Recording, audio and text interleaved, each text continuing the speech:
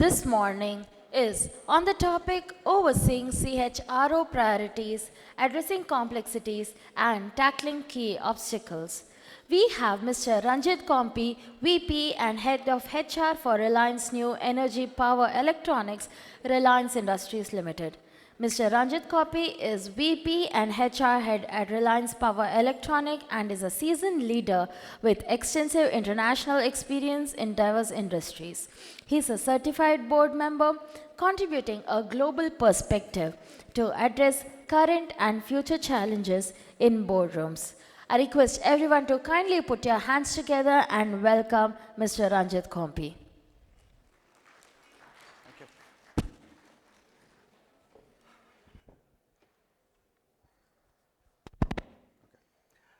Hi, good morning everyone. We have had interesting sessions for last about 2 hours or so where we focused on how we can build capabilities internally in the organizations with the tools, techniques, platforms that are available. But today when we are looking at it and the next about 15-20 minutes that we have, I plan to zoom out and look at us as individuals, us as CHROs, us as who are leading the entire function about what we can do, how we can do it, what are the kind of dynamics that are changing around and how do we put it together. It's always said that history repeats itself. So why don't we look at history and what has happened in the last couple of years and what could have been done differently around it. So let's start with a story that happened in between about 2006 to 2008. World-renowned automobile company, known for quality, the total Toyota quality systems are world-renowned. But there's something happening in the US. There was a undesired acceleration that was creating a lot of accidents in US. In fact, in 2007-8, more than 33% of accidents that are happening because of sudden acceleration were contributed by Toyota. So, of course, people complained, people went back, the regulators went back and they asked them to actually look at what we need to do. First, Toyota decided not to share the information. Then they externalized saying that it is because of the mats. Then they externalized saying it is because the brake pedal that is actually getting stuck because of the brake drum not working properly. And only after pursued efforts that they went back and looked at what is the issue. The issue was that Toyota as a culture was promoting cost saving rather than looking at product quality. So while a lot of leadership was aware of what exactly is happening, but that was actually pushed under the carpet because everyone wanted to make their own incentives to make sure that they drive cost of the products downwards. Now this is not the only company because of course Toyota lost about more than $135 million in the product recall, more than $30 billion in the share value depreciation. There are other companies who actually kept on getting on the same path. Let's go back to about 2007-8. A very large hedge fund in US, one of the top 7 hedge funds globally, one of the largest independent financial operators in US. The company which was sought to be one of the great places to work in those days, and we look at it that they had 2 very large funds which were very high risk taking care of the mortgage loans. In fact, to the ratio that the kind of incentive plan that was created allowed people to design models that would allow a higher risk, but an innovative product to get money from the HNIs. To the extent that 2006, they were having liabilities worth about $350 billion against an equity of $11 billion. That's almost 35:1 leverage ratio. Now, anyone from finance would understand it's a very risky situation. Now, someone is actually prompting someone to really go out and do this. What happens? When the mortgage crisis hits, this company, which had the share price listed at $90, got sold off at $2 per piece and shut down, 2008. Let's look at another scandal, Volkswagen. You would have heard about this 2016 scandal, when employees were encouraged to create cars, design cars, get to the market as soon as possible before any other competition comes in, and that too at a cost effective manner. So what do employees would do? They will try to work around the situation. Volkswagen had amazing values and ethics policies. However, when your leaders are encouraging this and when the scandal came out, it was actually heard that more than 30 of the senior members across both European and the American org structures were aware of what was happening, about how a software was being tweaked when the testing would happen. Otherwise, the nitrox levels that were coming in were 40 times more than what was actually sanctioned. What happened? Volkswagen lost $33 billion in terms of product recall, face saving, lawsuits. Let's look at another example. Enron. Heard of this company? 2002. Enron was one of the energy trading companies. Between 1996 to 2000, their revenues went up from $13 billion to $100 billion, a growth of 750%, a 65% CAGR, where the energy industry grows at only at 2 to 3%. And the best part is Enron had a code of ethics, but they would adopt practices like mark-to-market accounting. Okay. And what happens because of this? All the people together are party to this. Now, why am I sharing these examples? Because when you look at the reasons, when you look at what exactly is happening around it, it's not the numbers, it's not the vehicles, right? It's about the people who are creating and the people who are operating these kind of structures and organizations. So, who's responsible for getting it together? Is it the business head? Is it the CEO? Sadly, if you look at it, we as CHROs, we are finally responsible for all the people, all the processes that we create, all the policies that we create, and all the incentives that we design. Are we aware that whatever complexity that we talk about, what exactly will happen because of this? Right? We might have huge amount of list of complexities that we have, and I think we all talk about our own stories, right? All of us would have grown vertically within our organization. We've been, maybe someone is a talent head, someone is a recruitment head, someone is a component head, has become a CHRO, right? And these are our strength areas. But as a CHRO, your complexity is not to manage this. As a CHRO, complexity is not to manage a skill or how do I do hiring. That's your first line should do. So, as a CHRO, if you want to manage your role, the first thing that you need to do is get a very strong first line who will do all these things. As a CHRO, you are paid almost 2x your immediate line not to do these things. But the most important thing, see, as a CFO is supposed to predict next quarter earnings, right? Isn't it expected? So, why isn't a CHRO expected to predict next quarter performance from the employees? Why isn't a CHRO expected to predict attrition rates for next quarter? Why? Now, if you want to actually really overcome the complexity of CHRO, one of the first things that you need to do is, can you start predicting people attributes which would lead to business goals? And that's the first thing that you'll need to come back and ask, and that's a very difficult thing. When a lot of CHROs that I talk about globally as part of the SHRM platform is, they say, how can I predict this? You know, a lot of things is beyond my control. What is the thing I don't interfere or influence also? But I got more questions. In fact, when you go ahead, we'll talk about it. And once you predict it, and we'll talk about what all you can predict, right? What is it that you can actually diagnose? What is the root cause around it? Can I externalize? Are our people externalizing on the market scenarios? Haven't you heard of the situation where people would go for exams and they say, oh, exam was very tough and that's why I couldn't perform well. But in the same exam, there are certain people who are really excelled very well. So, is it the exam very bad, or is the person's ability to work around not so good? It's very easy to externalize. So, when you diagnose, are you checking out how people are externalizing which is beyond themselves? And lastly, of course, what we all are good at is prescribing what's good for the organization, right? And that's our strength area, and I'll just come to that. But what I would like to actually look at is, for your role to be successful, that's the first thing to start predicting. So, what is it that you can really predict? For example, HR operations, I might create a huge amount of policies, processes, right? Would the operations adequately support the employees? Would they increase the efficiency of my people? Would they increase the effectiveness of people? Would it reduce the time of my people? By how much time? Can I predict this? Or in talent management, right, maybe we always call it about 10% of my people are the ones who really get 90% of my top line and bottom line performance, very clear. It's more than Pareto, which we talk about. But are these people fitting in the right role? Are they there to really deliver? Can I predict that if this person is there, this particular unit will do so much? Tech advancement. We might include a lot of HRMS platforms or a chatbot, or we might get something on customer centricity, or we might get some skill platform that is there. Am I really funding it right? and would it give me the kind of ROI that I'm looking at? Also, can I digitize fast enough? A lot of tech processes or transitions take eons to implement. Am I faster than the competition? Am I faster than the industry? Is a question. Or the workforce dynamics.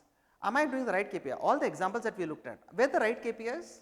Short term, yes. This quarter, yes. But over a long period of time, all these companies really actually went on to a doomsday race. Or am I assigning the right talent, and can I predict that are these the right talent to do it? Question out here is, you need to check out, am I doing it right? So rather than we being in a compliance role or doing a compliance check, in predict, can we do an adequacy check? Is it adequate enough to get a performance? And that's the kind of prediction that we would expect. Any kind of design anyone does, it could be org structure design, it could be a component design, it could be a technology design.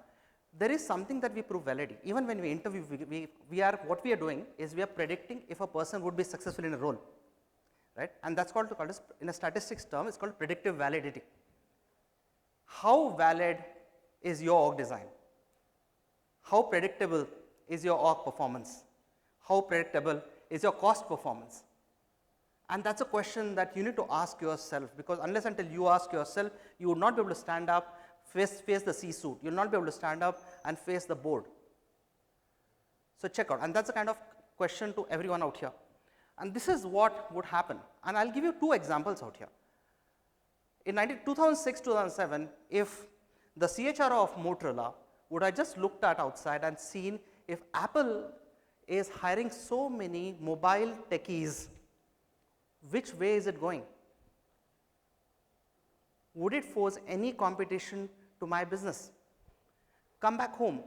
If Hero Motors CHRO would have seen that Ola, which is into hiring business, is hiring so many two-wheeler engineers, would it pose a competition to my business? Today, Ola Electric, Ola scooters, you know the kind of market dominance that they have today. Where is Hero in electric scooters? And that's the kind of question that we expect the CHROs to do. So once you do that, you will be able to look at what is it that I can diagnose, right? Right? What kind of misses are we doing? What kind of root cause analysis I'm doing? What kind of a non-performance I'm covering it up? Or what kind of employee turnover? Why it is really happening? Is it externalization, internalization? What kind of employee competencies that we are looking at? Is it good enough to manage, or are we looking at today's competencies? A lot of KPIs are created, signed off in Jan, Feb for the next year. Is it good enough for next 15 months? Check. How the interworking of org systems is happening. How many of you really sit down into discussions where two departments are talking, and have you checked if the SLAs and reverse SLAs are good enough? Right? And of course, dysfunctional policies, processes, KPIs that keep on coming. How many of us really have diagnosed and maybe got it right? At the same time, have you diagnosed energy creators who are really the sparks which can really come back and help you with getting the organization started faster? Look at that. So that we can get into prescription, and that's where I would like to spend some time, and maybe not too much time, because see, as a CFO, he is supposed to reallocate finances. As an HR, we are supposed to reallocate people, because CEO has only two questions to ask: where do I deploy people? Where do I deploy finances? CFO can answer that. Can me as a CHRO answer this question? And these are the kind of prescription that we always do, and in fact, I don't want to spend too much time, that we keep on doing this. But to do this, I would invite you to think about what is your role as a CHRO if you have to really manage an outside-in approach, not an inside-out approach for us HR team. Is that we need to think like a CEO of an HR solutions organization. Korn Ferry had done research about 5 years back. They mapped out competencies of CEO and competencies of all the C-suites that are there. The CHRO competencies are the closest that match to the CEOs. And that's the invitation for everyone. And for that, you require three things. One are the competencies that are required to be done. Second, the right connections. And third, right conditions.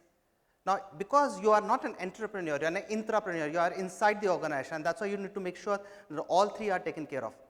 So when I was looking at this, I came across the Accenture's Voice of Change report, and this is an amazing report you should read. And they looked at, and they surveyed about 570 CHROs. They looked at which are the CHROs who are super successful versus which are the CHROs who are not. And they looked at what differentiate them. If you look at the gray areas are our traditional strength areas. It could be talent management, it could be inclusion, it could be creativity, collaboration, blah, blah, blah. But the areas which are differentiating are your systems thinking, strategic talent, business acumen, financial acumen and technology.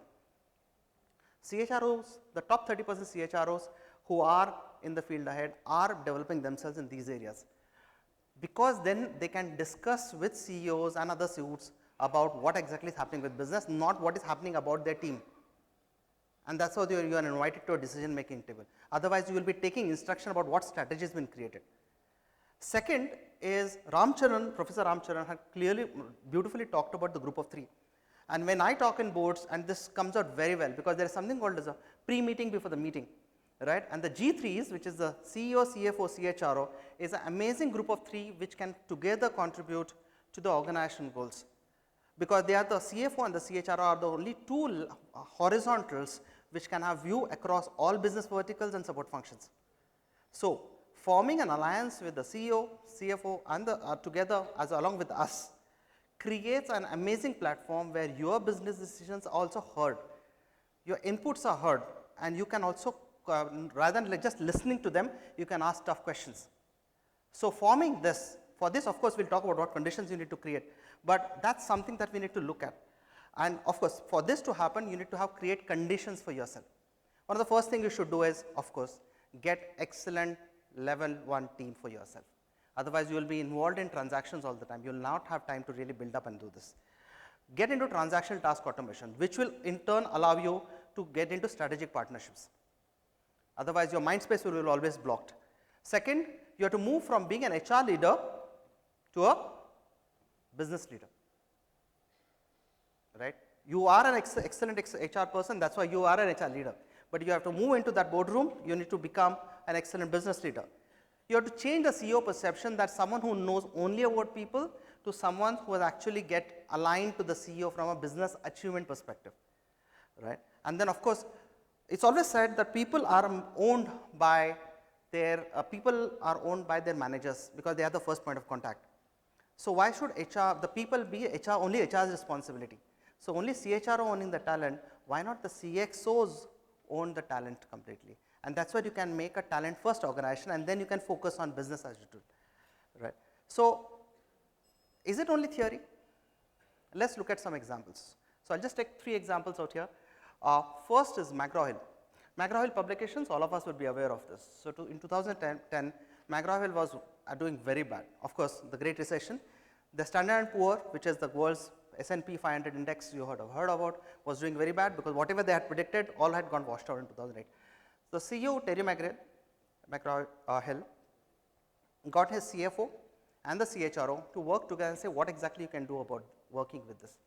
These people put in together, went through a lot of back and forth, and decided to actually hive off McGraw-Hill into 2 different entities, into a structuring.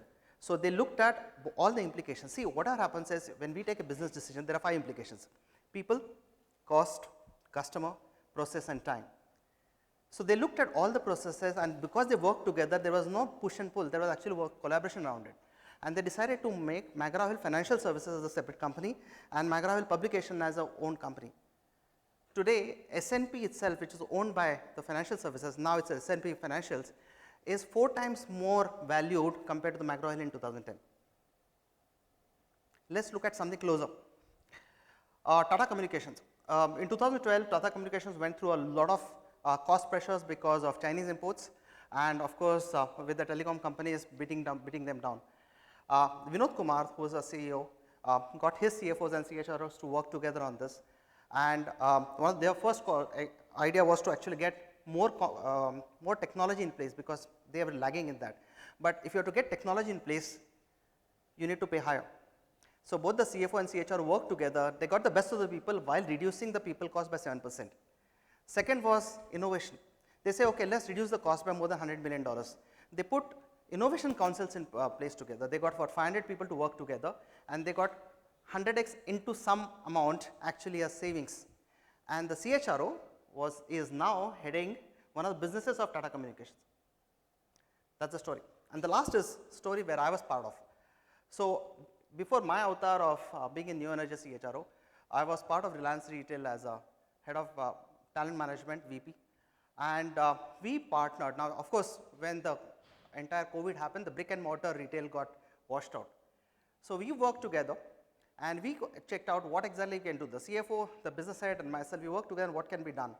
And we came back with a lot of working together, incentive structures, performance management, role changes, policy changes, and then of course customer commitment to create something called as Project Cash. And the Cash itself is an acronym, which is conversion or sale hoagie. And we got a top line of more than 800 crore rupees without spending any money on advertisement, just reworking on the incentives. This is published in the Reliance Industries annual report last year as a case study. So this is possible. So my invitation to everyone is, if we work on this, we can create a legacy of lifetime for the organization as well as people to remember. Thank you.